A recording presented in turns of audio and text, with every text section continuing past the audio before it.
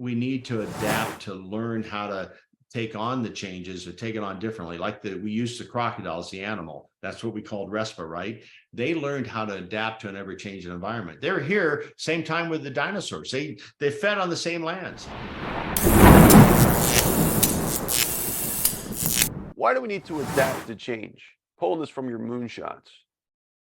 Well, technology and everything in our life right now is changing dramatically. It's just like it can become completely overwhelming. You think that we should have more time because we have cell phones, laptops, we have access to everything 24/7. What happens is our brains have kind of shifted, and now we have less time, believe it or not more time, unless you learn how to adapt and learn how to bring a steady, calm strength with all the technology. Otherwise, you get overwhelmed and you actually slow down rather than speed up, because of all the information overload that's taking place. So we need to adapt to learn how to take on the changes or take it on differently. Like we used the crocodiles, the animal. That's what we called RESPA, right? They learned how to adapt to an ever-changing environment. They were here same time with the dinosaurs. They fed on the same lands. But I haven't seen until I met you, I haven't seen a dinosaur. And no, I'm just kidding. Sorry about that.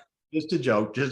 No, a dinosaur lately, but crocodiles are thriving. Why did they thrive and the dinosaurs didn't? Because they became adapted. They were able to take their heartbeats down when there was no food and everything dried up, and take it down to 3 to 4 minutes and go into hibernation. So as the animals are dying, they got calm, and then they were able to then eat when it came back again. They also were able to create a skin that in the great freeze or other animals were dying off, their body temperature stayed warm. So they lived through that. Then they developed these eyelids that drop down. So in murky water, they can see better than anything and they can eat and be fine. So they kept adapting. And that's why they're living today with 23 plus crocodilian species alive now. Dinosaurs are not here. They didn't adapt.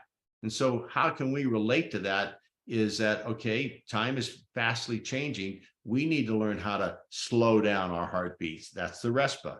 Relax, take the breath. E, then we can evaluate. Then S, we can really see things for what they are and strategize. And P, with a little patience. A lot of my family members say that I RESA, not RESPA, because I tend not to have as much patience as I need. But then the A is to act boldly.